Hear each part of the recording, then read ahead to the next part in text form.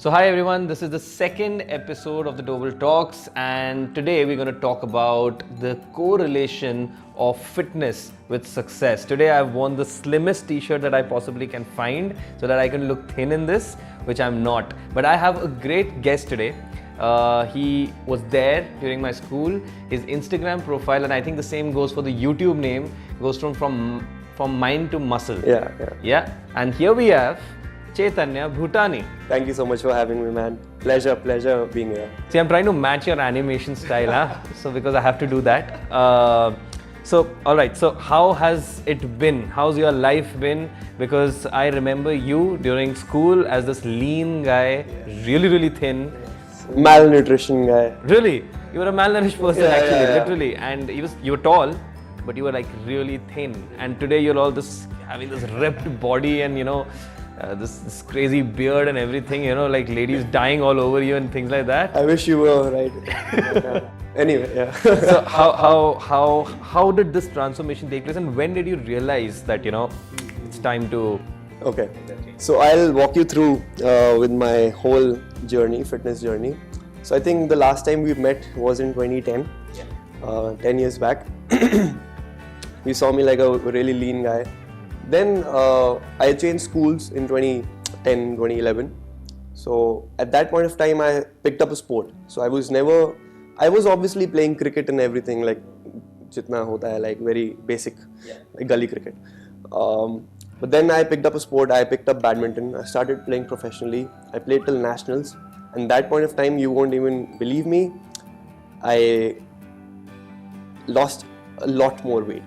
So badminton helps. So because I was playing for 6 hours a day, every day, for 4 years. Okay. And I was only eating when I thought, okay, let's eat so that I can play. So that was the whole idea. I mean, I was eating to survive, not to excel. And at that point of time, I was around 6'2". I think I gained a couple of inches. Height-wise, no pun intended, and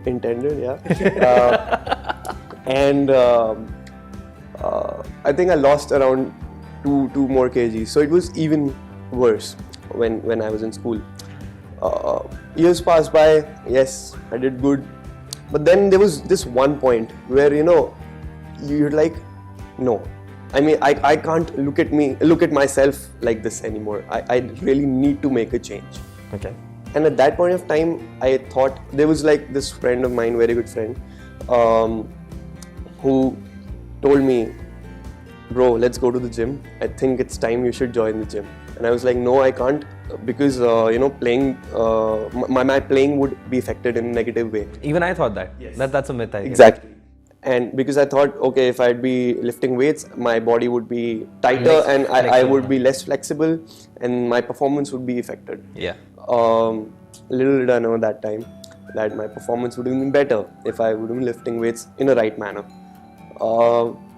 Then I transitioned myself. I was like, okay, I think from a career point of view, my badminton won't really help me. So I had to make a very bold decision at that point of time, really difficult decision that I need to lay it down, if not quit badminton. I did that and I started working out like a beast, or I mean like what I thought I was a beast. So I'll tell you what I used to eat. I used to eat at one point of time, because there's this constant thing happening in school. We were being bullied. I was, at least. Then count me in. Yeah, man. So you were, I think, the part of the yes, loser exactly. We used to discuss science fiction shit. Yes. And I didn't even know science back then. I was just trying to play along. I was like, what am I doing here? So that thing gets in your head. So I was like, no, I just want to be big now.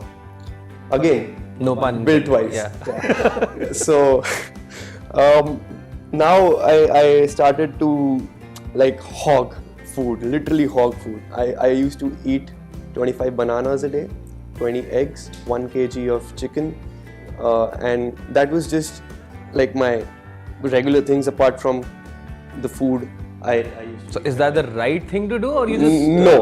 No. In retrospect, if now I realize it's not the right thing to do, obviously, we'll get to that in a while.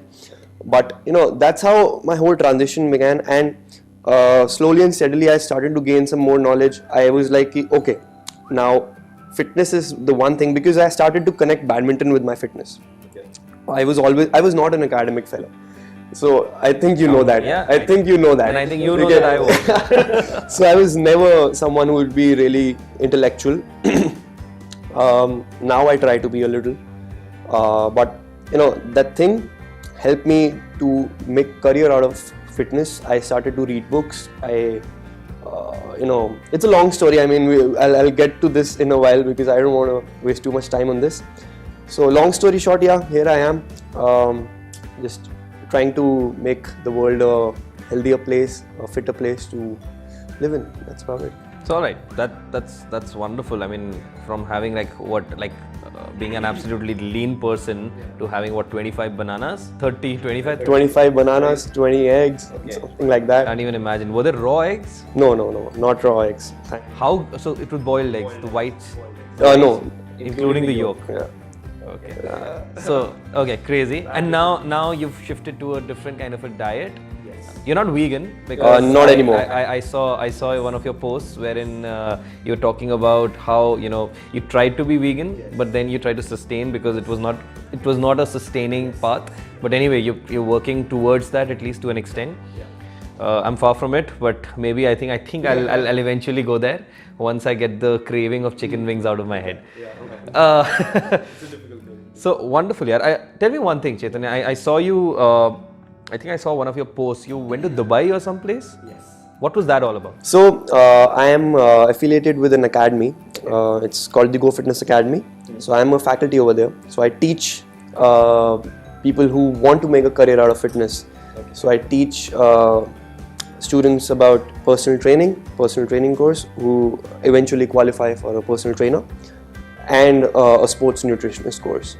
So there was an event organized by the Go Fitness Academy in association with another brand over there. So we were there for that opening, and wonderful event, met some wonderful people, and that was the main reason I was there, and also a vacation. Yeah.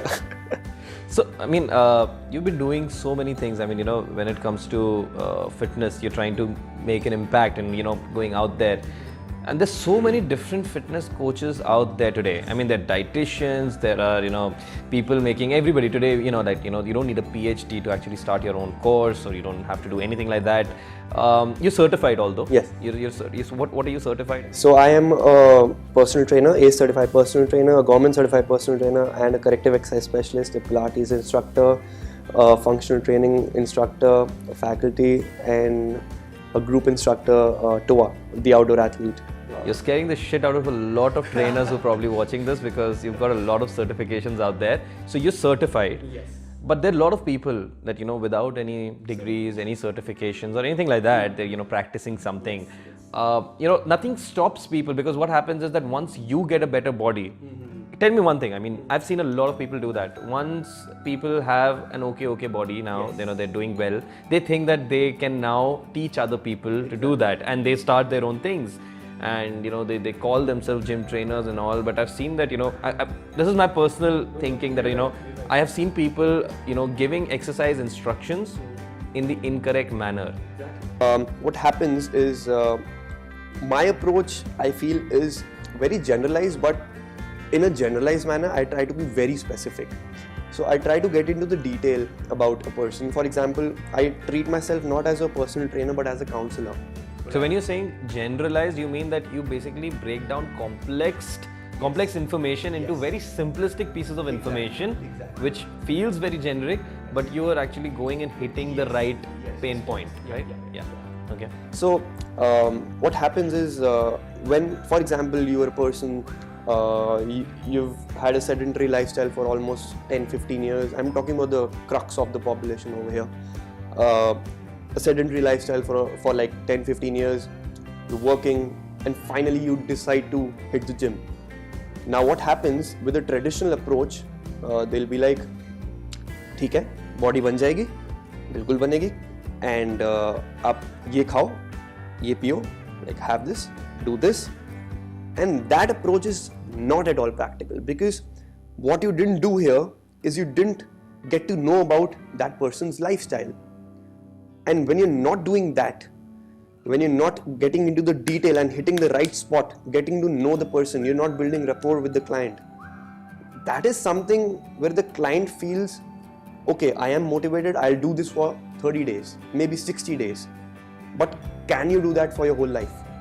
What happens is, when you decide to make a change and you get and you get some professional training, and that professional training isn't customized according to your needs or isn't sustainable.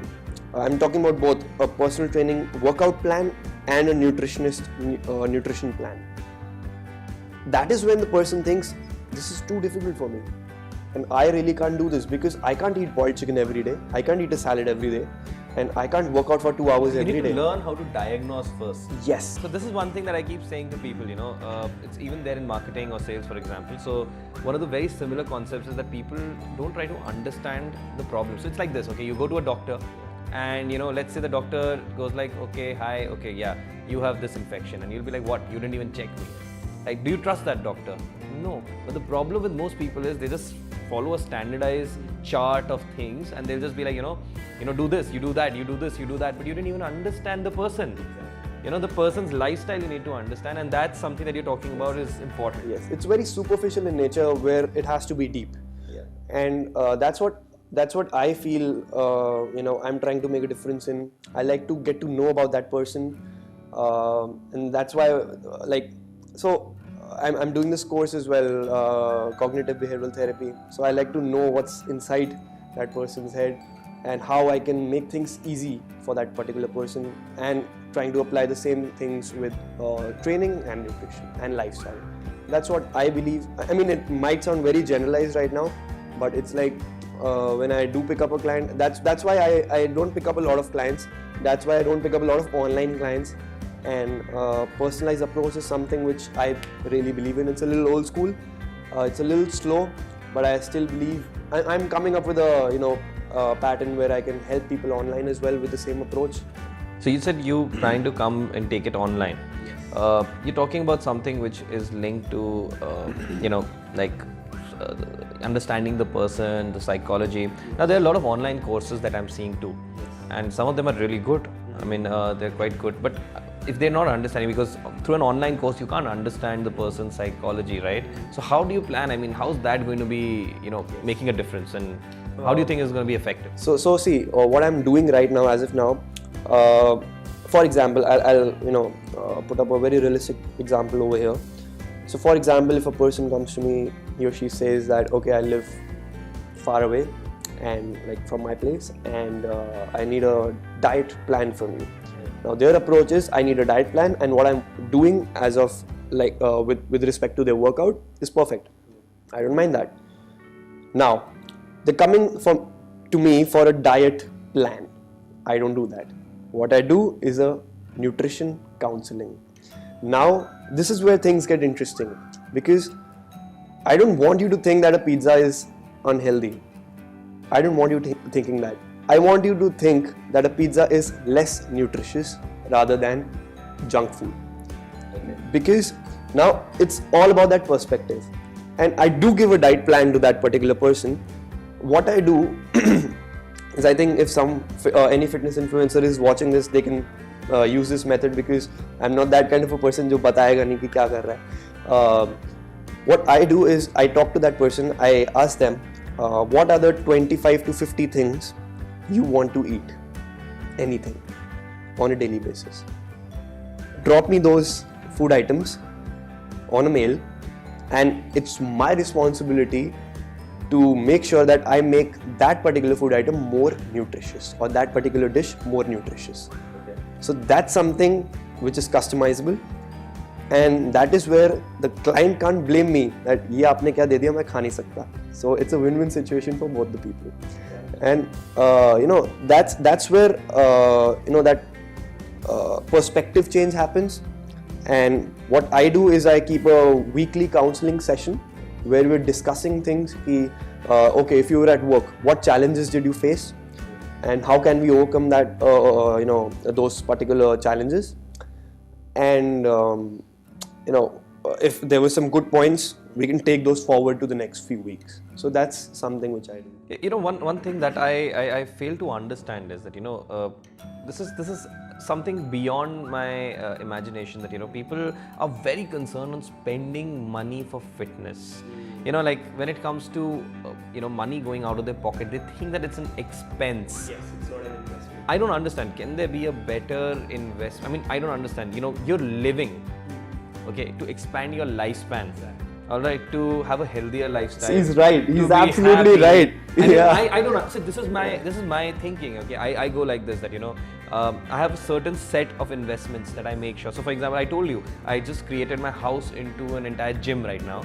So I didn't care about that because whatever amount went there, I mean, it's a one-time investment, number one. Secondly, let's just say that it's gone there, it's going to affect my lifestyle in a manner. My productivity is increasing. I know my business is increasing because of that, in a way. And because it's so correlational, why are people so in their head that no, yaar, gym mein I can't spend 4-5 grand a month, or I can't be spending, that's too much. I mean, they can spend on an iPhone, they can spend on so many different things. This is beyond my imagination. It's not an expense, it's an investment on yourself. What are your thoughts? Because I'm sure you must be facing this. See, I know this because I've got a client base there too. So I understand this, that there's a bigger problem because people are very afraid of spending money on something. They'll be like, yeah, I can go on the internet, I can go on YouTube and I can do the same things. I can see postures and everything out there too. What's the difference? What do you think? What do you say on that? See, it's like people don't do their research. Now, if people would know what a personal trainer actually does, they would be more than happy to spend that money. What personal trainers don't do is they don't market themselves. Now, being a personal trainer myself, I know how to, if a person comes to me and says they need help with their lifestyle, fixing their diet, training, etc., I am 90% sure they would take training from me. 90% sure. That's how I have developed my pitch. And I believe every personal trainer needs to be a salesperson in order to showcase their skills. Yeah. And that's what I think you'll agree with me. I mean, like, everyone is a salesperson. And if you're not able to showcase your skills, if you're not able to market yourself, you're not doing it right. You're missing out on a lot because people don't know what you do. And that's, when you go to a gym, people say, like trainers say, okay, bench press, squat, deadlift, done, cardio, khatam. Now, this is something I don't want to spend money for. Yeah. Why would I want to spend even one rupee for that? Because this is available online, and because now the knowledge base of the general population is also growing.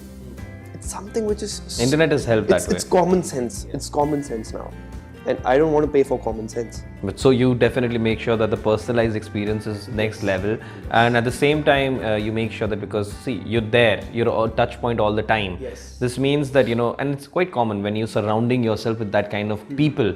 You kind of get more influenced by that kind of people, right? So for example, it's as simple as that. When I followed your Instagram profile, it started showing an impact right there. I mean, I remember you gave me an advice that, dude, I know that you're tracking your record, you're tracking your success, but at the same time during tracking you use something called RPE. Yes. Right? Rate per exertion. Ratings of perceived exertion. Yeah. Oh, okay, sorry.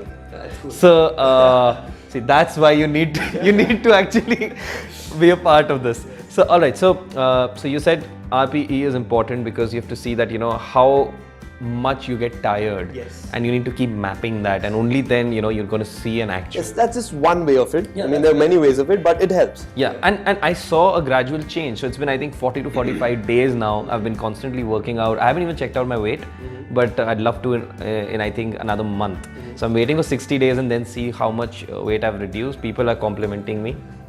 So I'm just trying to see how that works out. So that's very true. I mean, like if you have a personalized trainer right there with you, I think it helps out to an extent.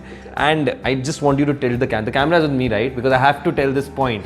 How many times have I spoken about this, that a person, see, even a fitness trainer for that matter, is technically, ideally, either a freelancer or a businessman, because you can be a specialist in whatever little thing or whatever specialization you have, but if you don't know how to market it, it doesn't go to people. If he's planning to make a change, if you're planning to make a change in, you're trying to create a more fit world, a fit India, if you're not even, if you can't market yourself to the people, if people can perceive that information, your mission has failed. So you don't care that what people think, that if you're a salesman or not, you have to push it forward, and people need to start realizing. And I'm very happy today that now people have started realizing. They don't see it as ads, they see that, all right, that's going to add value to my life. And now you've got more personalized ads. It's not like you're going to show up in front of a very stupid video. You know that people who are fitness enthusiasts are going to see that, and you're going to help them achieve that. I think that's what social media has. That's how social media has benefited every person. I mean, who's into any specialty. So what advice would you give to a person who's just starting? So let's say a person like me. I started right now. I think I was 95. And let's say for example, it's me. I don't want to take away your paid lessons there, but fuck it, I'm taking that. Give me a preview of how would it be like. So I'm 95, 5'7". Now tell me how it's going to be like. So step one is get to know yourself. So you're not just starting, you have a background of training. So you have to keep that in mind, because that's something which we call as muscle memory, which means your muscles know that you've been an athlete, you've been sedentary, you've been slightly active, or you've been somewhere in between. Your body knows that. So now if you were just telling me that you used to do 10,000 skips a day, right? I'm pretty sure you can still do 1,000 easy. Yeah, you would be panting a little, but that muscle memory is there. Your hand-eye coordination is there. So like I play cricket, I play badminton. That's a part of Exactly. So that's something which your mind knows. Your motor skills have been developed in such a way that you can easily adapt to that. Now, especially for you, starting, you've been working out for say 40 odd days. Tracking is number one. You should track everything and include activities like, it's not just 1 hour you're working out, you're being active the whole day. So for example, you write a mail. I would suggest you to say take a walk after you write every mail. Not outside, but just take a small walk. One very good thing, because cardiovascular strength, which is the strength of your heart, is something which I would rate number one. I mean, if I had to choose between, say, cardiovascular strength, which is the health of your heart, if I had to put it in simpler terms, strength training, which is lifting weights, and flexibility, which is like you see people doing all these crazy full splits. If I had to choose, I would choose cardiovascular strength, because that's what will help me with my longevity. But it's not like someone is training only for a cardiovascular purpose. Now this is like at gunpoint. If you had to choose, what would you choose? That's the only situation I'm choosing this in.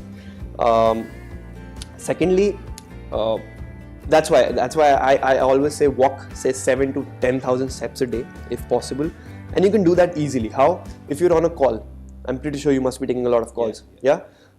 Use a headphone or a earphone, because if you'll be talking like this, then again, I've invested on a wireless earbud now, and I actually talk. I'm walking while I'm talking all the time. So even a say 10-minute talk, depends on the speed of your walking. You can do 1,200 steps, and 10-minute talk. It's a part of your lifestyle. You're actually working out as a part of your lifestyle. Secondly, that makes sure that apart from that 1 hour you're spending at the gym or at your home, wherever you're working out, you are active.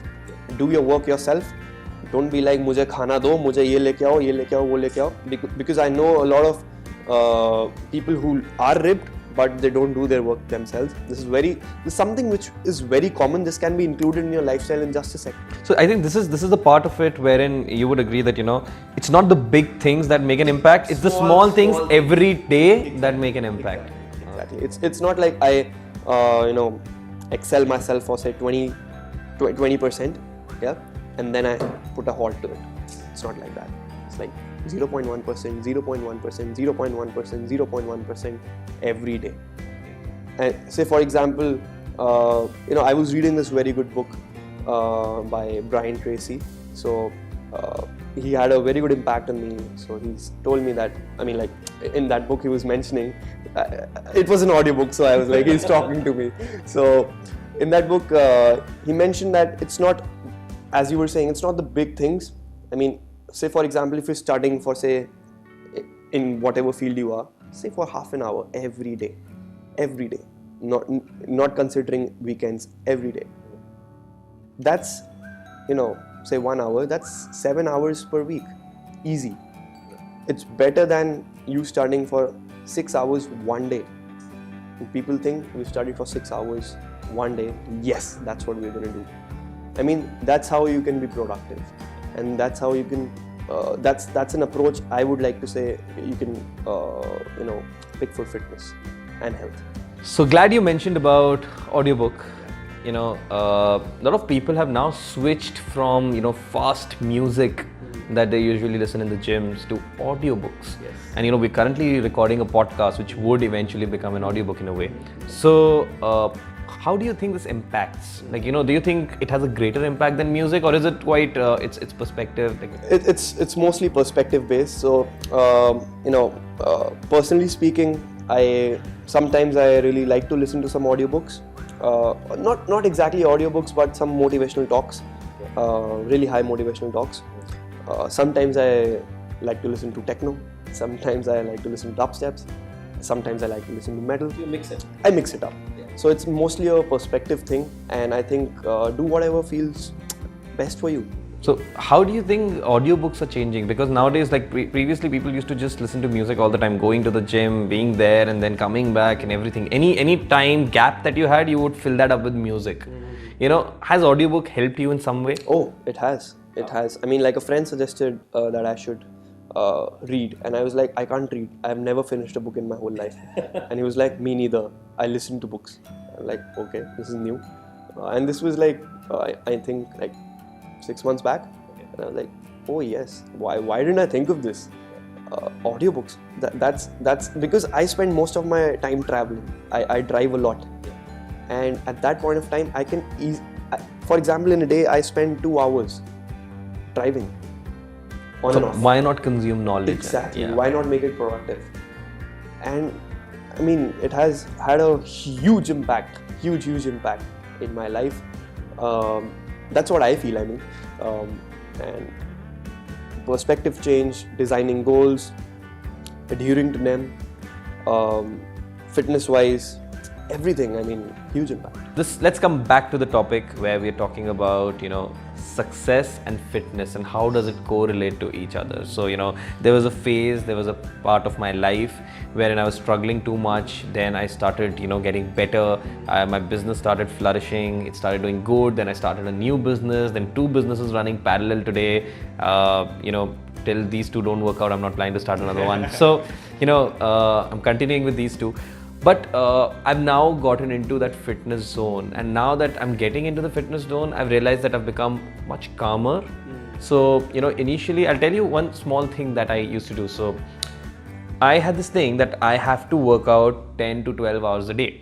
Entrepreneurs work for 10 to 12. I mean, I used to work at... Work out or work? Work. Okay, I thought work out. No, like, I can't. Whoa. Yeah. Not at all. Yeah. I work out an hour, I think. Yeah. So, there was a point of time where I used to work 19 hours a day. I used to get 3 hours of sleep. All right, and rest whatever. So 19 hours I used to work. I used to rush to HCL, and I used to also be here, and I used to work like crazy. And I thought that entrepreneurs do that. But in the end, it all came down to what was the output of that, and the output was shit. Nothing. It was really bad. The productivity was zero. I did not do much, and eventually things started getting good. And I saw that there was a substantial increase. I saw that things were getting better. The business is doing better, and okay, I've achieved all that. That's a good part of it, and it's going better. But now comes the time where I've now focused my energy on fitness. So 2020 year is for my fitness. I've just made it a point that 2020 I need to have 6 packs. I need to have a good fat ratio. Yeah. All right, and now that this year has begun, I have started seeing. I'm not joking. The things that I used to take 10 hours to do, I'm currently with systems in place. Everybody today, everybody out here, whoever's either if it's Adnan recording or, Altamaj doing his work or Payal doing her things, everybody is doing it automatically. I literally have to give 2 hours to my business today to get the same, not same, actually 10 times better results than before. That's the power of a simple fitness regime that I've, and I don't understand why would you not want to invest in fitness. So now comes fitness, success, mind. As you said, from mind to muscle, that's your Instagram name. So how do you think that, just like this, have you seen certain cases in your clients? Because I know that you've got your own client base. So how do you see, what kind of a change have you seen in their professional and personal lives because of fitness? I'd like you to talk on that. So, you pretty much said it all. But, what happens is, I'll explain this with an example, as you mentioned. So I train a student, he's 16, I believe, and when he was not training with me, when he was doing his own workouts, he was like, you expect a 16-year-old to be pretty active. He was active, but while he was active, he was damaging his body in a particular way. Now, what happened, he was eating too less and working out too much. So that is again, there was that passion to work out, but the guidance wasn't there. Now what happened, at one point or the other, his knee, he had this tendency which we call as patellar tendonitis, which means a swollen knee or a jumper's knee. You guys can Google it.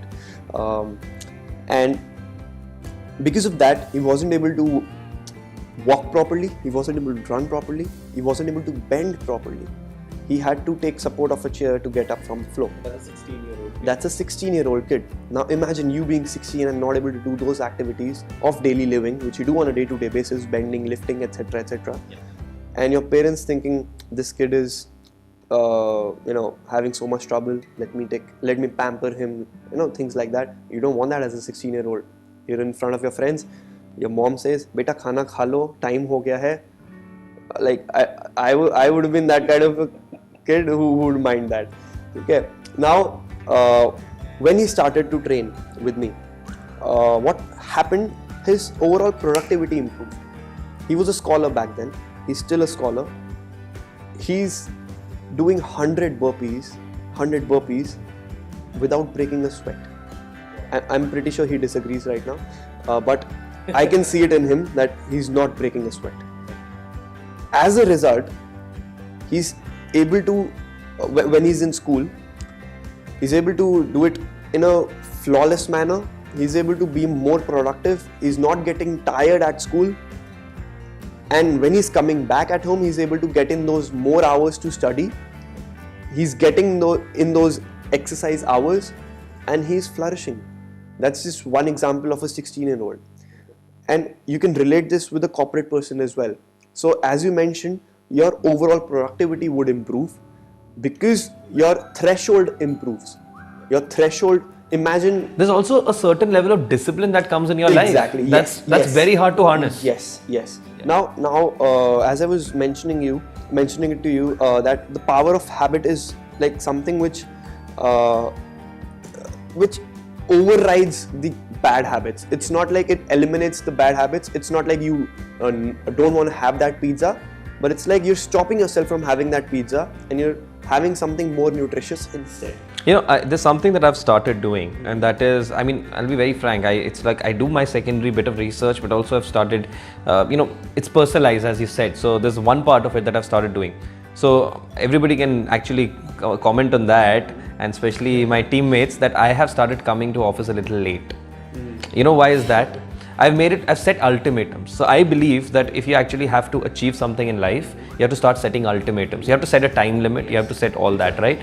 So it's, of course, I'm going to start, this is something that I'm getting better at day by day, and my tendency to come to office at time and also working out, not compromising on any, would be right. But because my focus is so much on my fitness right now, I have made sure what's the most important thing in my life currently? It's the business, it's my team. And right now, I'm willing to compromise on that because that's the ultimatum I've set. I will not get into office until and unless I've worked out. Yeah. I have to work out, I have to take bath, and only then I'll step into the office. Otherwise, I literally do, it's not like I'm not doing work. I'm doing work from home. I think Adnan would also say yes to that because they're going to receive all mails, everything. But I've set an ultimatum. I'm not stepping out of the house till I don't do this. That's something like a really good habit. It's like, yeah, I don't understand. You're brushing, it's just because you've got your exam. It's not like you stop brushing your teeth. It's not like you stop taking a bath. It's not like you stop going to the social media. It's not like you stop giving a call to your girlfriend. You will do all those things because you're habituated. That's the kind of habit that you need to create by yourself. That's my personal. I think that's something which I was reading the other day as well in a book. And when you say reading, you mean?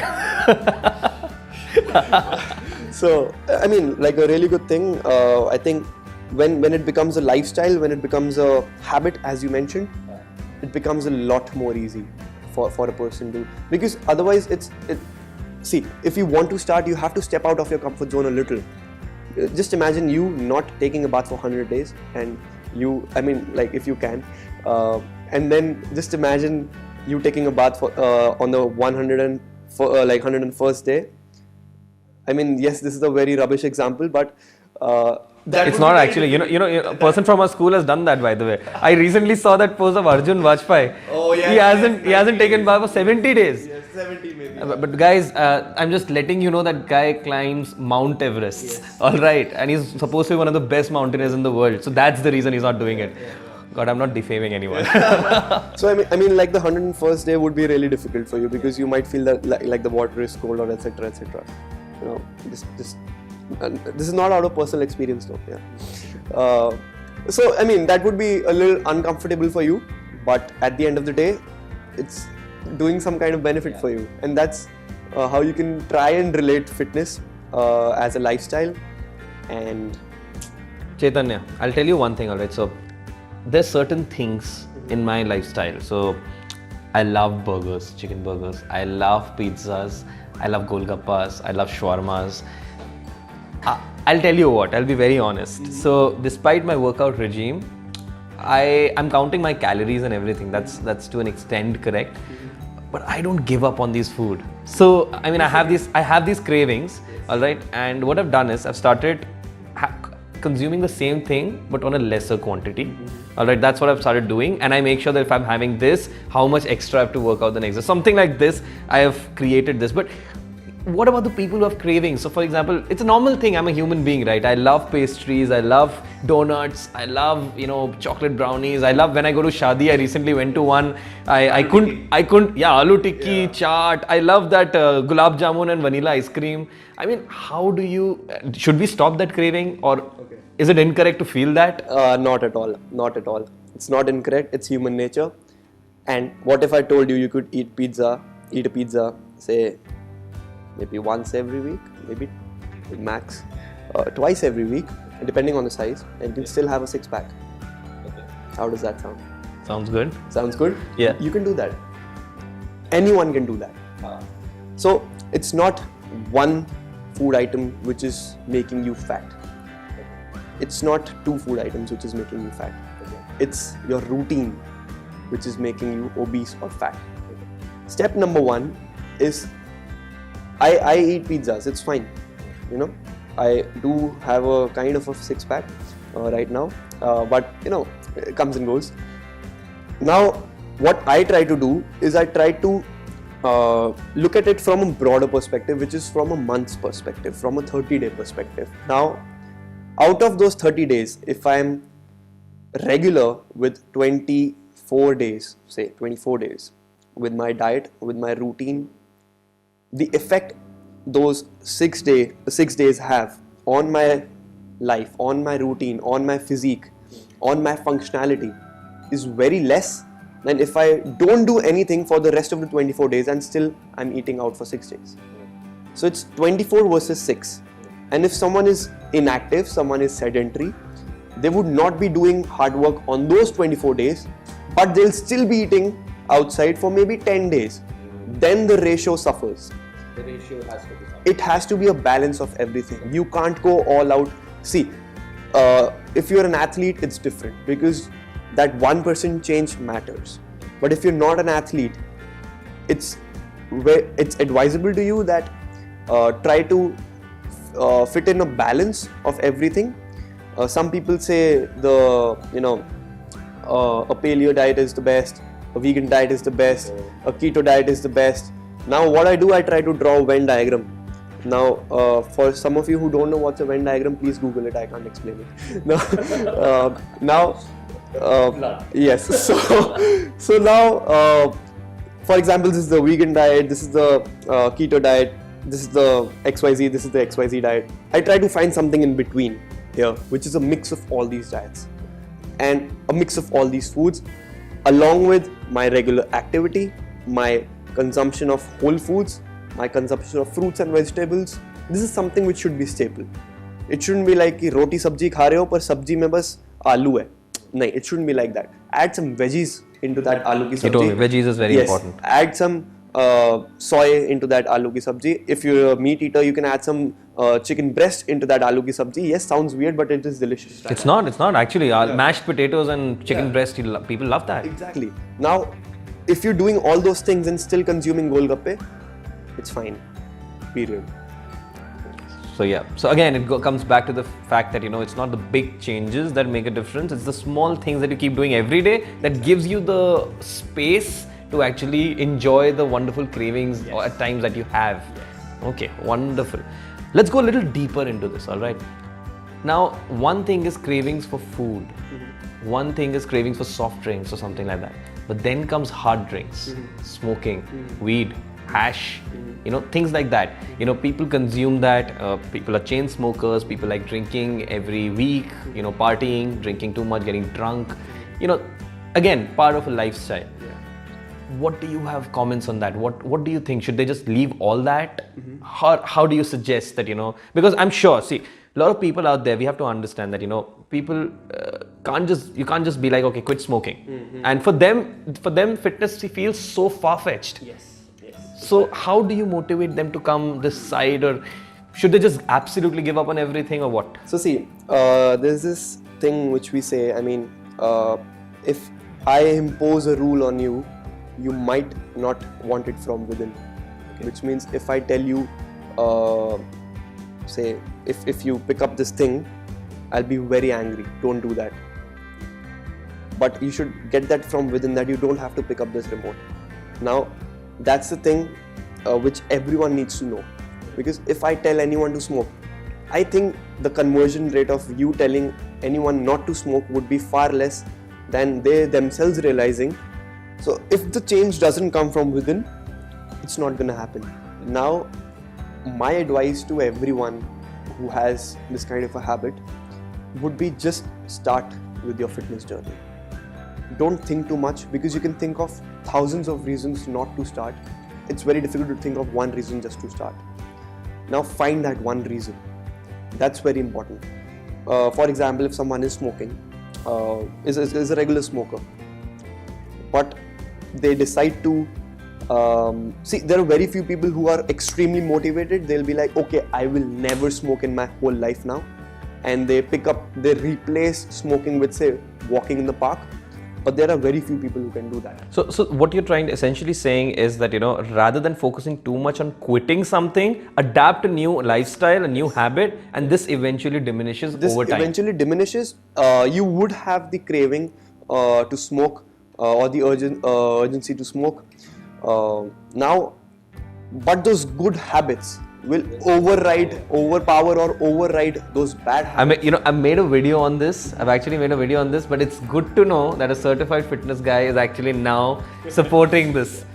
So, picking up new habits, transforming your lifestyle, and just hope for the best. You should know at the back of your head that this is a bad habit. If you don't know that, it's a recipe for disaster. Yeah, you need to be self-aware. You need to be self-aware that, okay, I am obese. Don't be like, nahin, fit to hu main ekdam, obese to hu hi nahi main. Don't be like that person. I've made a video on this as well. Acceptance is the first part to fixing obesity, right? Yeah, I've made it too. and acceptance that, okay, I smoke, it's a bad habit. Acceptance that I overdrink is a bad habit. Acceptance that I eat junk food is also a bad habit. All these things are really important in order for you to make sure that you evolve as a person. One thing about I started, following you on Instagram. That's how actually we connected back after 10 years. Yeah, exactly. Man. Right? Thank you, Instagram. From mind to muscle, and now you shifted to a YouTube channel as well. Yes. So bye. YouTube is a struggling journey right now. We totally understand that, because now getting that organic reach is very hard. I think I was telling you the kind of content that we're putting, wish that it was like perhaps I wish 5-6 years back, it would have made a substantial difference. But now coming back to your style, your style is quite different. Alright, people would know this, that anybody who is following a fitness person, alright, so anybody who's out there trying to give any fitness advices would usually have a straight face, or would try to tell you that you need to do this, you need to do that. He's not like that, and I don't know why he's acting all different out here, but he is not. It's a serious topic right now, so trying to be. Yeah, he's an entirely animated character doing all kind of stupid things which make you laugh. You'll be like, it's so stupid, but the information is so good. There was this thing that I truly believe in, that today entertainment is not just an additional part. Entertainment is a necessity today in every business. Edutainment, correct. So if today you want to actually make sure that your message is heard by the right kind of people, you need to be out there even entertaining them. You either have to make them smile or cry. I'm sure you don't want to make people cry. So, yeah, ek aur. That's when they cry. So, the point here is that you've got a different style, and that's how you've created your own niche actually, because there is no other person out there that you can see who's doing all kind of mockery and things like that you do, all cartoonish animated reactions from your end. Show one or two at least, show one or two to the camera. दिखाओ तुमने camera tell नहीं करा. ध्यान से देखिए, इन्होंने मुझे बाद में चल. So just आएगा naturally आएगा अंदर से. सोचना पड़ता है कई बार. So naturally, these are certain things that you've actually created your own niche. That I am like that. So, who inspired you for this? Very, very funny story. At least funny in my head. Now, what happened was I started to make these videos really sincere. I was really wearing these specs and sitting like this with a whiteboard. And I was like, ये ऐसे होगा और ये ऐसे होगा और ये ऐसे होगा. उसके बाद मैंने वो वीडियो खुद देखा. And I was like, ये कौन देखेगा? ये कौन देखेगा और ये कौन है? ठीक है? I was like, I am not this person. I made quite some videos like this. Then I was like, okay, let's try something new. I mean, let's try to be me, and that's what like people describe me as. I am crazy.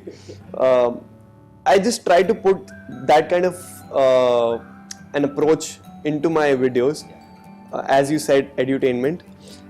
You said. And okay, you agreed. Yeah, sorry. So just try to be. I just try to be entertaining along with a little bit of information or some more information depending on the video. It was very random, to be honest. I saw these. I mean, I was just looking at some bloggers, maybe non-fitness bloggers. I was looking at this style. I was like, यार ये मैं भी तो ऐसा ही हूँ. मतलब we say sorry for the language. मैं भी तो बकचोद हूँ, ठीक है? मैं बकचोद क्यों ना बनूँ, ठीक है? Videos में. So it was kind of like that. I mean, putting that kind of content with. If you make people laugh, it's a good thing. Yeah, it's a good thing. I second that. तुम totally बकचोद हो यार. There's nothing. There's no saying that. You're totally बकचोद. So अगर मैं किसी को हंसा रहा हूँ एक दिन, तो उसको भी अच्छा लग रहा है, and उसको कुछ knowledge भी मिल रही है.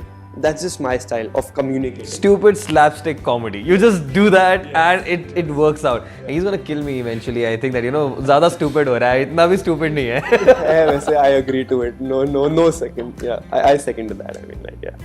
Oh, great, man. I mean, Chaitanya, I think this has, I swear, it's the first podcast I recorded. I had a script in mind. The person out there is Mr. Sunny, who's like he's a grown-up person, and I have to respect his thing. This one has been very different. I mean, this is like I'm just catching up with my old friend and one thing. Okay, like let me expose you to your crowd now. What we did. Yes. So.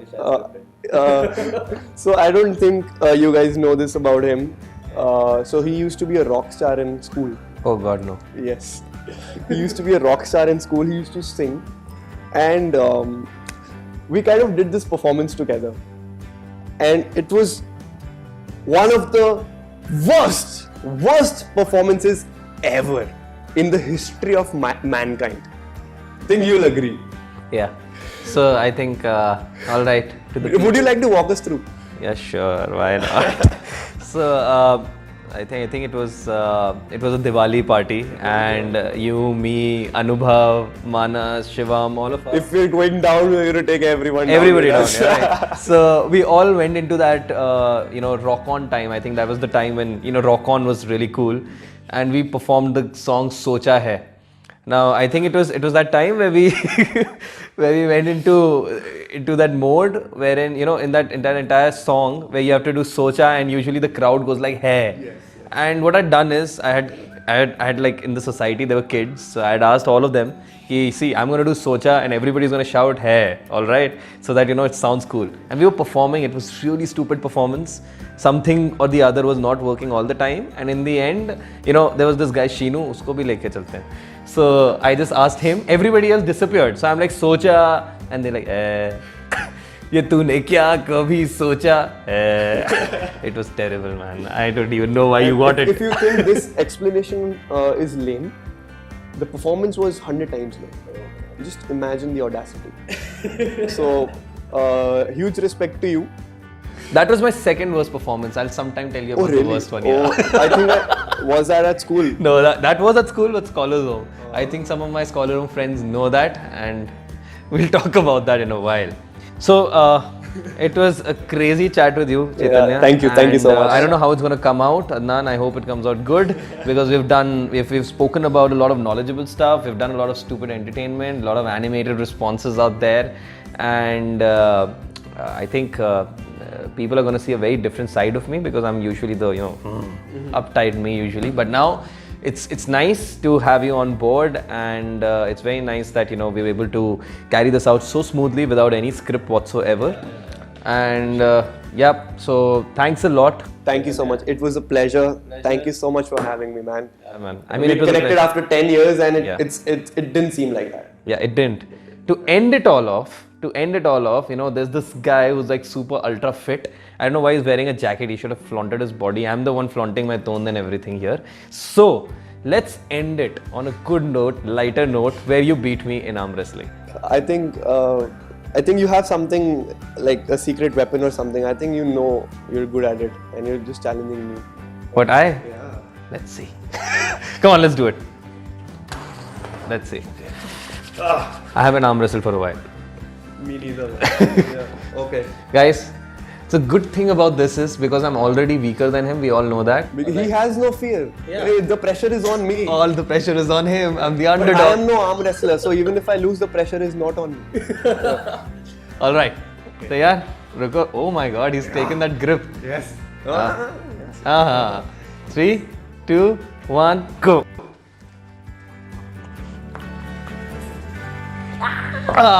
He beat me fair and square.